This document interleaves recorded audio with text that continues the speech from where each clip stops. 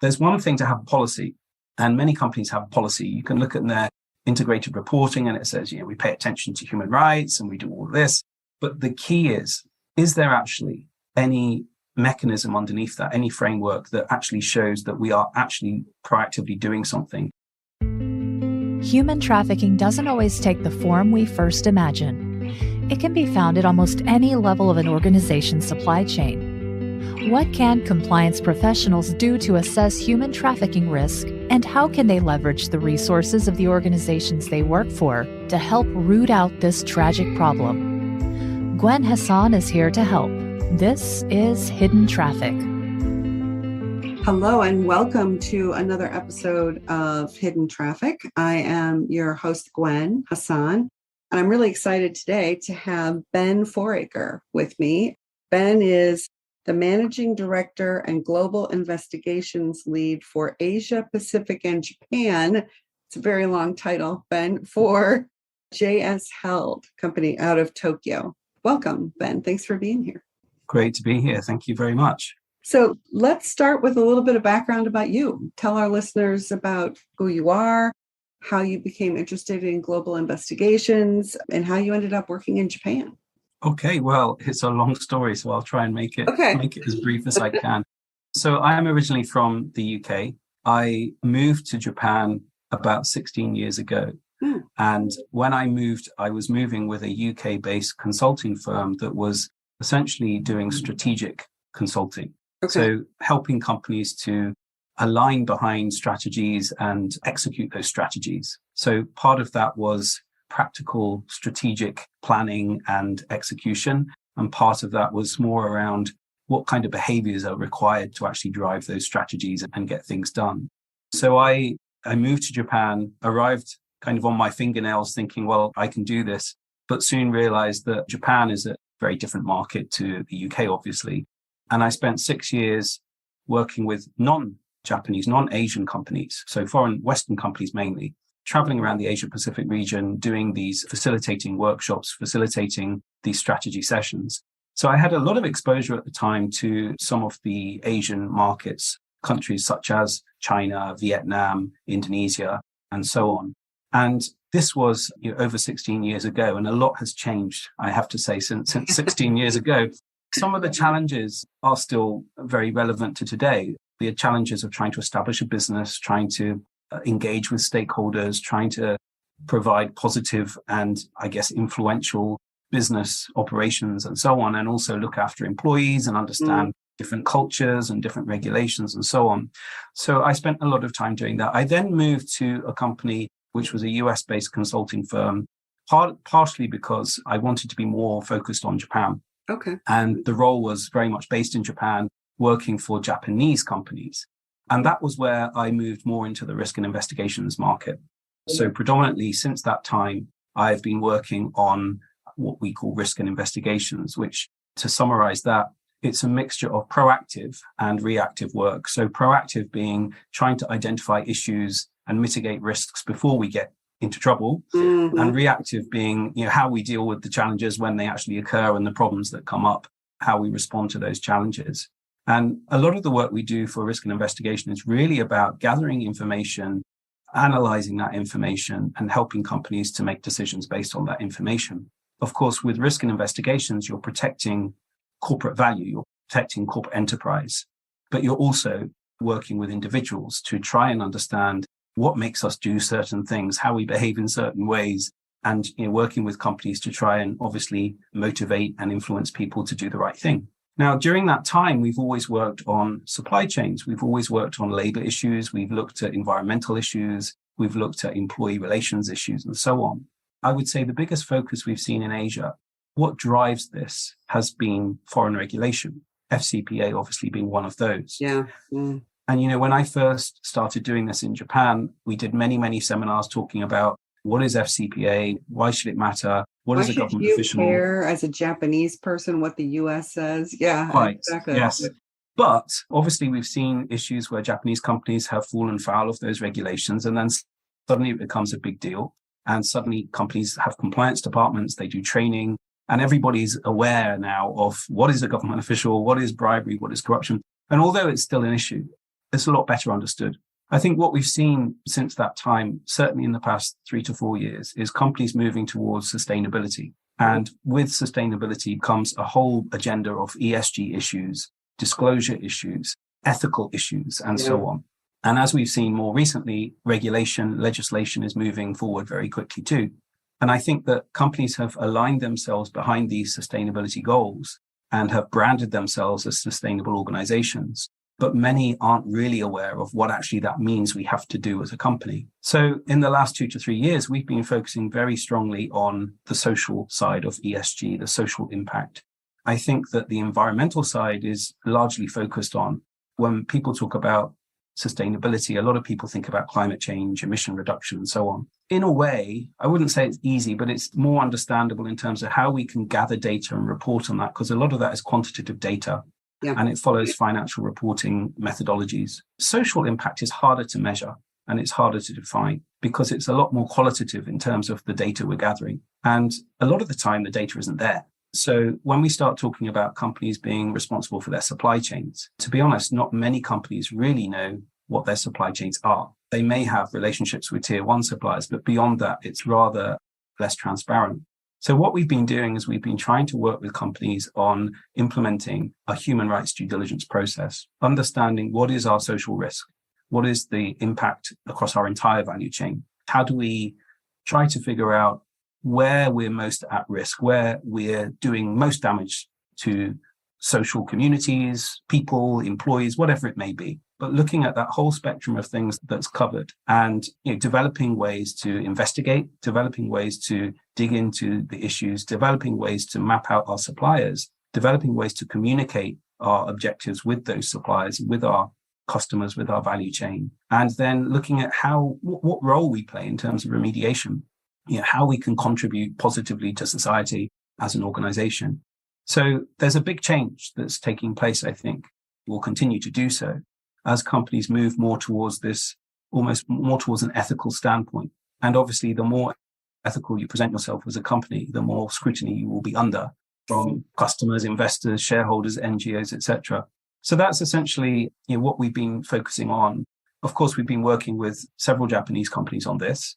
And I have to say, it's incredible how fast this is being picked up and implemented and how serious many companies are taking this. Considering the time, I guess, regulations and legislation has moved very quickly. Normally things don't happen so quickly in Japan, but this has been picked up very proactively. And, I honestly think that this is a big part of what we'll be looking at in terms of leadership, in terms of responsibility going forward. That's fantastic. I read recently, I'm probably going to butcher these, so forgive me in advance, but it's the Ministry of Economy, Trade, and Industry. Do they call it METI or METI, yes. METI, yes. Okay. And the Ministry of Foreign Affairs in Japan, MOFA. This cracked me up, actually. I laughed out loud when I read it because it said they conducted a survey that revealed that 1 out of 5 companies in Japan currently don't have guidelines or safeguards related to human rights protection in their supply chains. And I thought, wait, does that mean that 4 out of 5 do? Because if so, man, they're way ahead of what I'm seeing in terms of US companies and even European companies for that matter. So do you have the perception that Japan's kind of setting the curve now in terms of this? Yeah, put me on the spot there. I don't think that's the case. I think there are some very good examples of Japanese companies that are ahead of the curve. I think that what we have to understand, though, is the differences in geographical businesses and domains and the types of risk profiles we have. So, for instance, the scope of the company. Yeah, I mean, to be honest, looking at it for instance, if we talk about human rights to a largely, I would say, middle class audience in Japan, what they'll generally associate this with is diversity and inclusion, which is part of the whole human rights spectrum, of course, and very valid. If we talk about it to companies in the US, is human rights important to you? They will generally think about discrimination, racial discrimination, Black Lives Matter campaigns, and so on.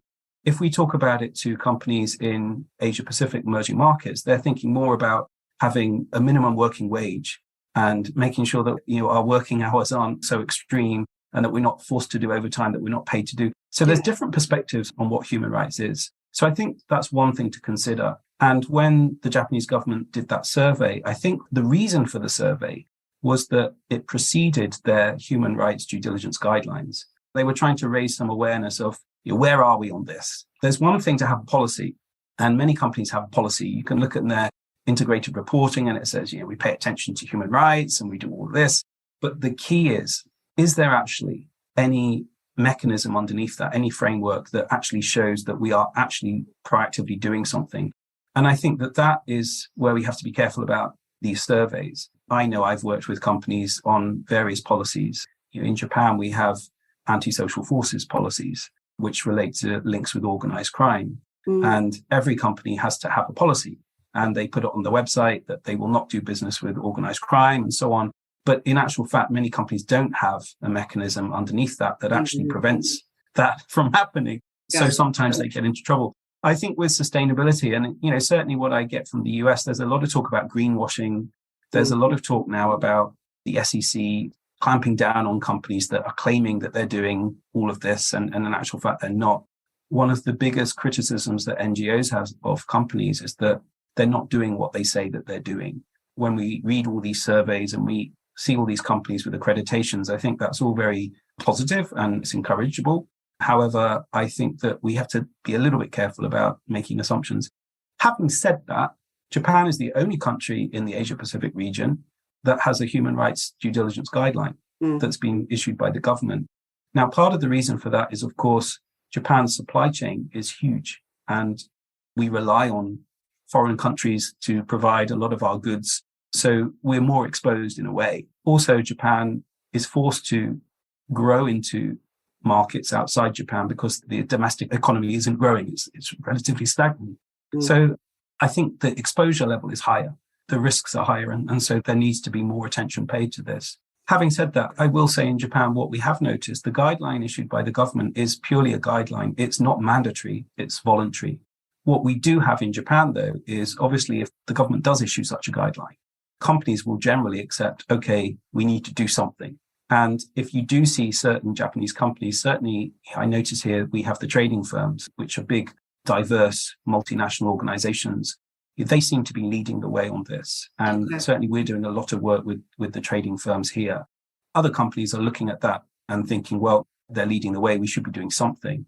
For me, it is a very positive move. And I think Japan has always been aware of its stakeholder engagements, its stakeholder responsibilities. It's been doing that very well since the war in terms of its domestic business policies. And now it's looking to see whether we can extend that overseas and almost put down a stake as a role model in terms of this is the way we're going to do business. Yeah, kind of peer pressure the rest of the world into following suit. Yeah. Yeah, but having said that, of course, you have companies in the US, you have companies in Europe and the UK, who are way ahead of the game.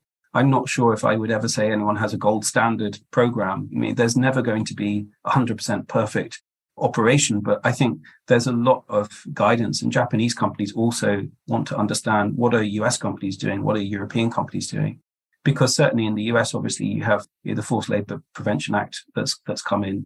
And, that's a big deal for many companies because, to be honest, it's very hard to trace supply and to actually prove indefinitely that our supply isn't coming from potentially forced labor. So I think all of these issues have become a lot more prominent. So the need for transparency is greater.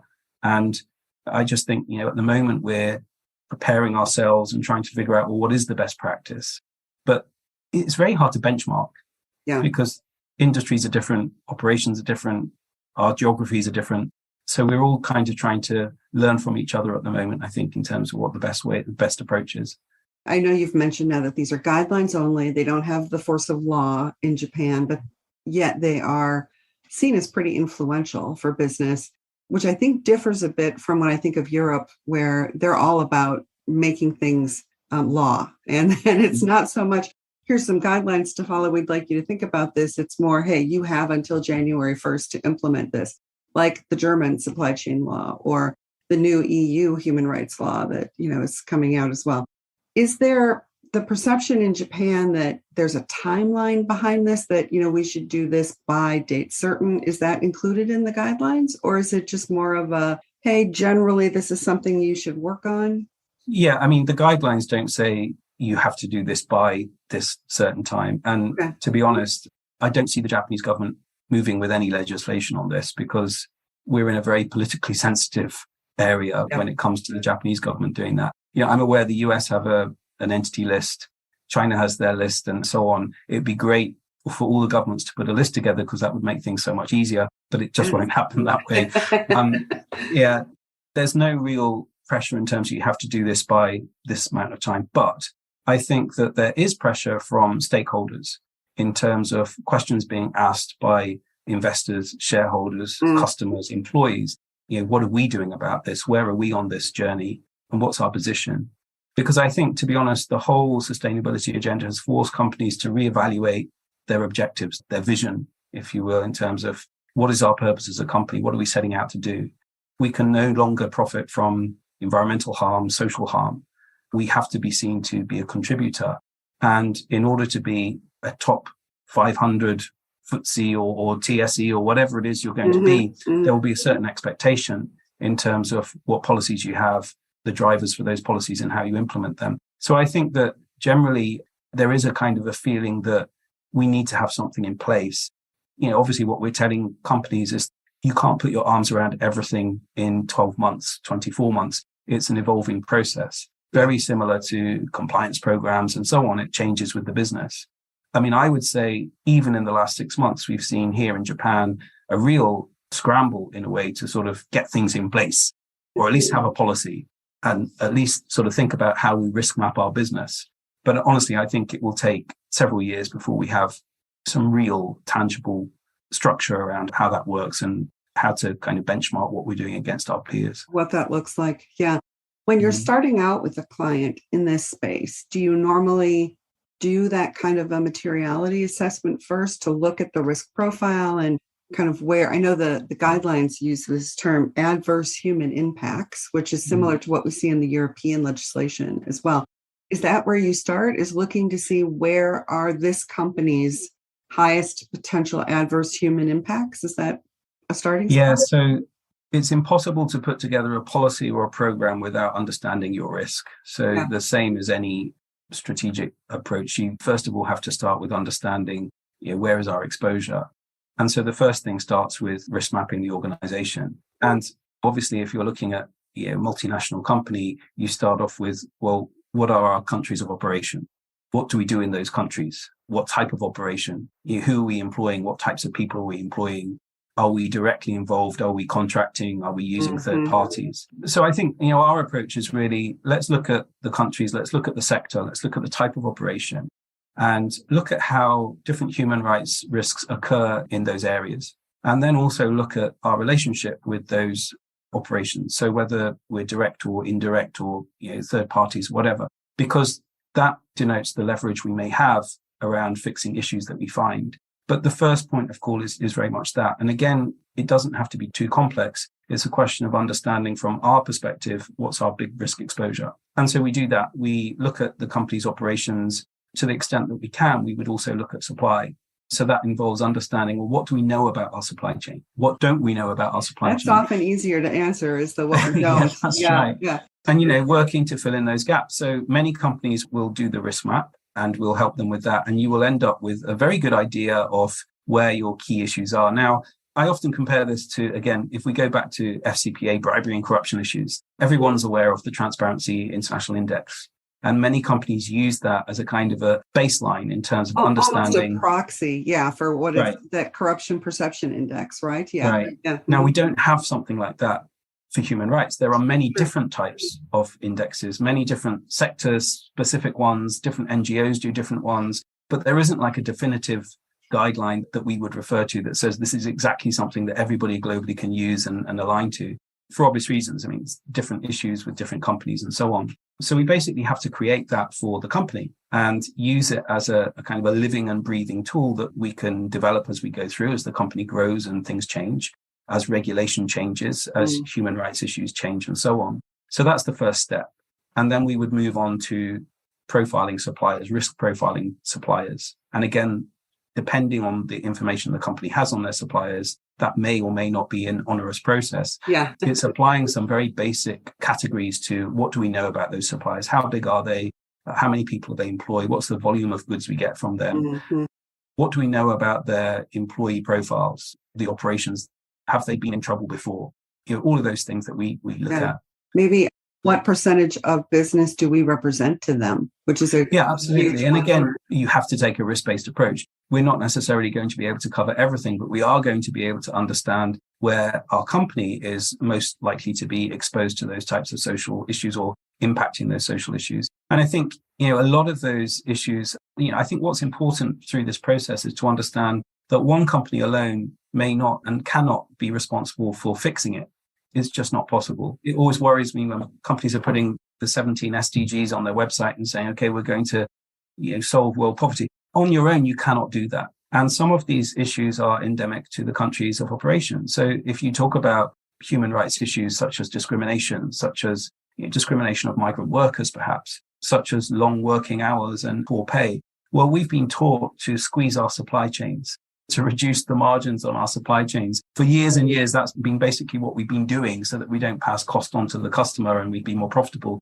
Now we're being told, no, we now need to invest. We need to negotiate with our suppliers. We need them to understand that we're going to be responsible now for the welfare of your social position. So it's a different approach. So trying to understand paradigm shift. Yeah, for sure. It is very much so. Yeah. But often companies don't realize that they're responsible for some of the issues. Some suppliers are putting in, seasonally extremely long working hours and having to bring in temporary labor. Often we realize that that's because the pressure on them to deliver certain goods at a certain time of year is coming from us. So we have to try to figure out, well, are there things that we can influence as a company? Or is it something that we can't influence? Or is it something that maybe we can if we get some help from other parties and so on? So it kind of raises a lot of questions when we run through that process.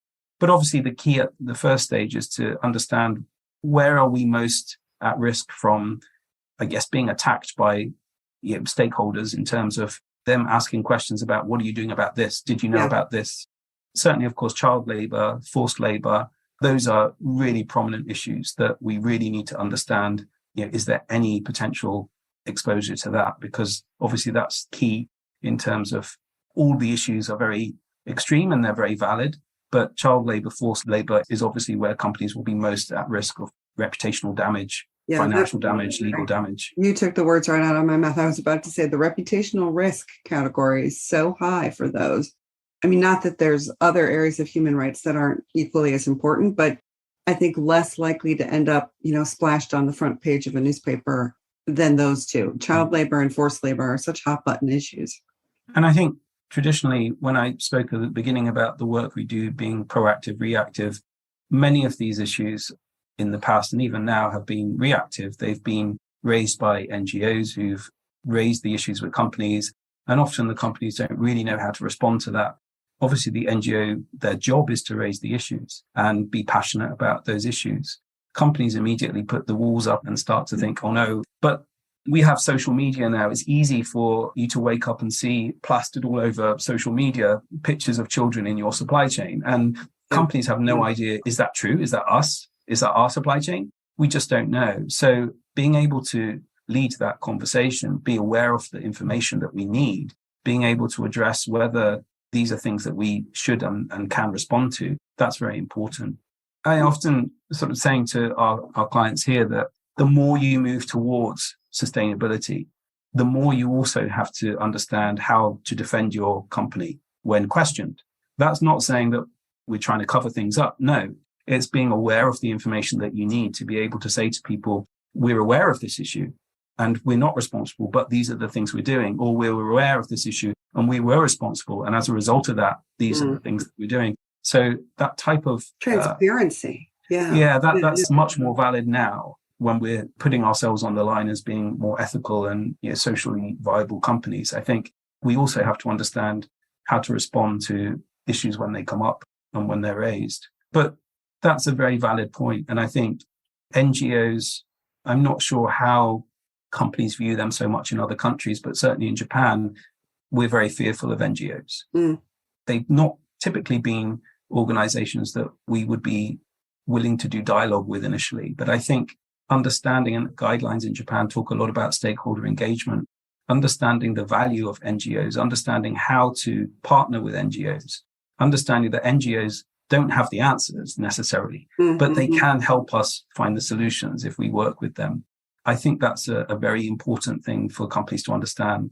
We're encouraging dialogue with NGOs because they spend their time looking at these issues. They know what's going on the ground.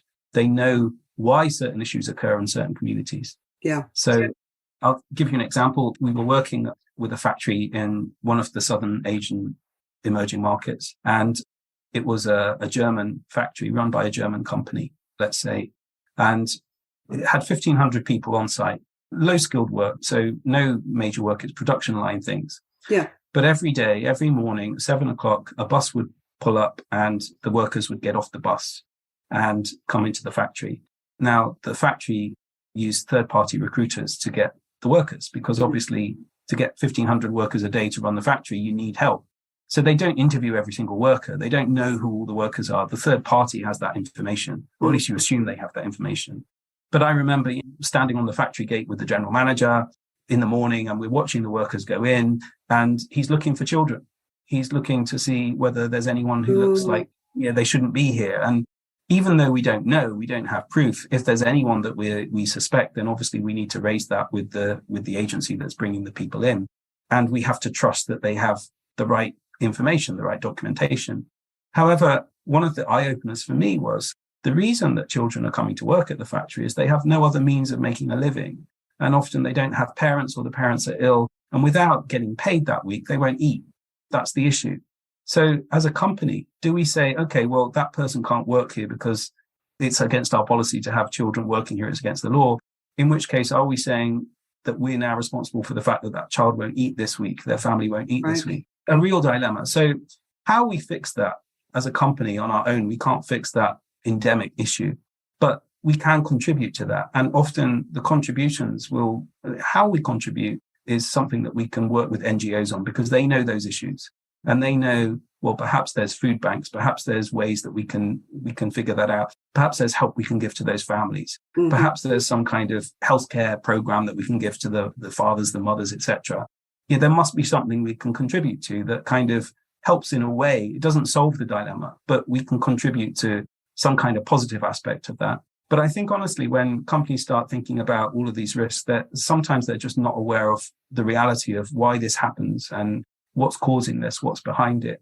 And that's where NGOs, I think, are phenomenal in terms of their understanding of those local issues and how it works and so on. So I think it's a very valid consideration to start thinking about who and how we would engage. Now, of course, not all NGOs are so friendly and willing to collaborate, because there are some NGOs who are, of course, very aggressive.